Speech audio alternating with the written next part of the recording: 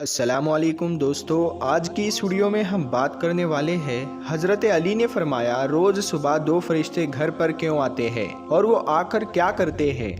ساتھ ہی ساتھ دوستو ہم آپ کو بتانے والے ہیں ایک ایسا واقعہ جس واقعے میں دلہن کا انتقال ہو گیا، یعنی اپنی شادی والے دن ہی دلہن جو سسرال میں جانی تھی وہ قبر میں پہنچ گئی۔ اس کے ساتھ ساتھ دوستو ہم آپ کو بتائیں گے ان 15 گھروں کے بارے میں جن گھروں میں غریبی ہی غریبی آتی ہے، تنگ دستی ہی تنگ دستی آتی ہے۔ یہ 15 کام جن گھر میں بھی ہوتے ہوں گے وہاں ہمیشہ پریشانیاں ہی رہے گی۔ پیارے دوستو سب کچھ بتانے والے ہیں، بس آپ اس ویڈیو کو آخر تک دیکھتے رہیے۔ ویڈیو شروع کرنے سے پہلے آپ اس ویڈیو کو ایک لائک ضرور کریں اور زیادہ سے زیادہ شیئر کر کے اپنے کچھ قریبی لوگوں تک ضرور پہنچائیں۔ تو چلیے ویڈیو شروع کرتے ہیں۔ حضرت علی کی خدمت میں ایک شخص آ کر کہنے لگا، یا علی، دن کے آغاز میں سب سے پہلے کیا ہوتا ہے؟ تو حضرت علی نے فرمایا، اے شخص، دن کا آغاز 2 فرشتوں سے ہوتا ہے۔ ایک فرشتہ گھر گھر جا کر دعا کرتا ہے اور دوسرا فرشتہ گھر گھر جا کر التجا کرتا ہے۔ تو وہ شخص کہنے لگا، یا علی، کس بات کے لیے فرشتہ دعا کرتا ہے اور کس بات کے لیے التجا؟ تو حضرت علی نے فرمایا، میں نے اللہ کے رسول صلی اللہ تعالی علیہ وسلم سے سنا کہ صبح سے پہلے 2 فرشتے زمین پر آتے ہیں اور گھر گھر جا کر دیکھتے ہیں جس گھر میں کوئی ایسا بندہ ہوتا ہے جو اللہ کی مخلوق پر خرچ کرتا ہے، اپنے عزیز و اقارب پر خرچ کرتا ہے، اپنے گھر والوں کی ضرورتوں کو اپنا فرض سمجھتا ہے، تو ایک فرشتہ اللہ کے دربار میں دعا کرتا ہے کہ اے اللہ، اس کے ہاتھ کو کبھی تنگ مت کرنا، اس کی نعمتوں کو بڑھاتے رہنا تاکہ یہ ایسے ہی اپنے عزیز و اقارب اور گھر والوں پر خرچ کر سکے۔ اور دوسرا فرشتہ ڈھونڈتا ہے کہ کہیں کوئی گھر ایسا تو نہیں جس گھر میں کوئی ایسا شخص ہو کہ وہ اپنے گھر والوں پر، عزیز و اقارب پر مال خرچ نہیں کرتا ہو، وہ چھپا کر رکھتا ہو، یعنی اللہ کی مخلوق پر خرچ نہیں کرتا ہو۔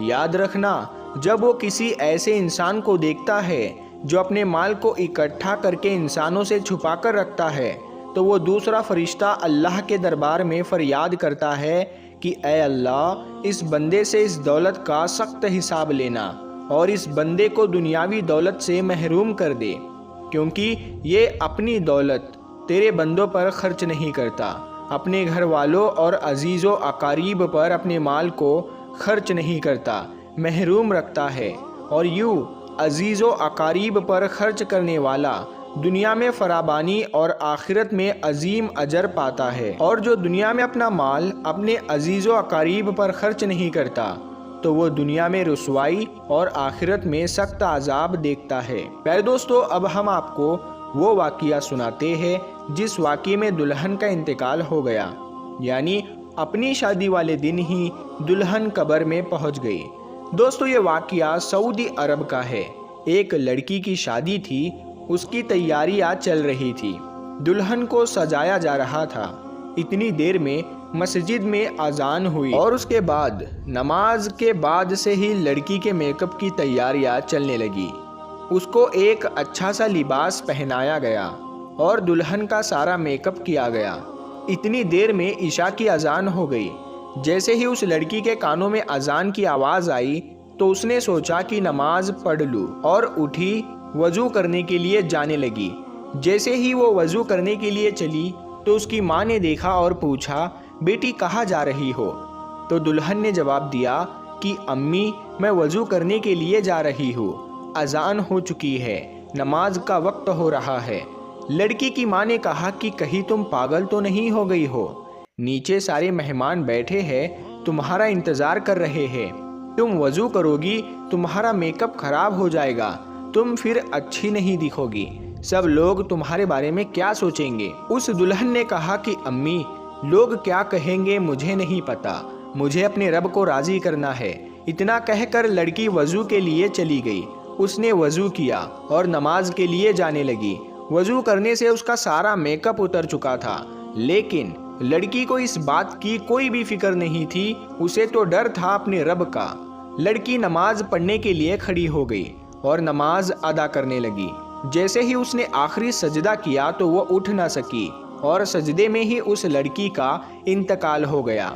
जब काफ़ी देर बाद भी दुल्हन नीचे नहीं पहुंची तो माँ को फिक्र हुई। वो कमरे में गई, देखा तो दुल्हन सजदे में है। काफ़ी देर के बाद भी जब वो सजदे से ना उठी तो माँ करीब जाकर उसे हिलाने लगी। जैसे ही देखा तो पता चला कि लड़की का इंतकाल हो गया है, तो वो माँ फूट फूट कर रोने लगी। प्यारे दोस्तों, ये जो प्यारा सा मैसेज है ये उन लड़के और लड़कियों के लिए है जो दुनिया में खूबसूरत बनने के लिए अपने रब को भूल चुके हैं। किसी ने क्या खूब कहा है कि इस्लाम की शहजादियों को खूबसूरत बनने के लिए किसी महंगे क्रीम और पाउडर की ज़रूरत नहीं, 5 वक्त के वज़ू का पानी ही काफ़ी है उनकी खूबसूरती के लिए। प्यारे दोस्तों, अब हम आपको बताते हैं 15 घरों में गरीबी ही गरीबी आती है, तंगदस्ती ही तंगदस्ती आती है और परेशानियां आती है। दोस्तों, अगर आपके साथ भी ऐसा होता है कि आपकी कमाई तो बहुत है लेकिन फिर भी पैसा रुकता नहीं है, पैसे में बरकत नहीं होती, आपकी गरीबी दूर नहीं होती, अगर आप इन गलतियों में से एक भी गलती करते हो तो उसे फ़ौरन अपने से दूर कर दो। इंशाअल्लाह गरीबी आपके घर से दूर हो जाएगी, आसपास भी नहीं भटकेगी। घर में गरीबी आने की 15 निशानियाँ। नंबर 1, लेटते वक्त एक टांग को दूसरी टांग पर रखना। नंबर 2, टूटे हुए बर्तन इस्तेमाल करना। नंबर 3, बॉटल को पूरा मुंह या पानी के मटके को मुंह लगाकर पानी पीना। नंबर 4, पेड़ के नीचे पेशाब करना। नंबर 5, टूटी हुई कंघी से बाल बनाना। नंबर 6, घर में कूड़ा करकट जमा करके रखना। नंबर 7, दांतों से नाखून को काटना। नंबर 8, फजर की नमाज नहीं पढ़ना। प्यारे दोस्तों, सबसे ज़्यादा गरीबी फजर की नमाज नहीं पढ़ने से आती है। अगर आप फजर की नमाज नहीं पढ़ते हैं तो उस घर में गरीबी का आना तय है। नंबर 9, झूठी कसम खाना। नंबर 10, उल्टे लेट कर सोना। नंबर 11, मेहमान के आने पर नाराज़ होना। नंबर 12, औरतों का खड़े खड़े बालों को संवारना। नंबर 13, गुसल खाने में पेशाब करना। नंबर 14, घर में बड़े लोगों को नीचे बैठाकर खुद ऊपर बैठना। और नंबर 15, उल्टे हाथ से खाना पीना करना।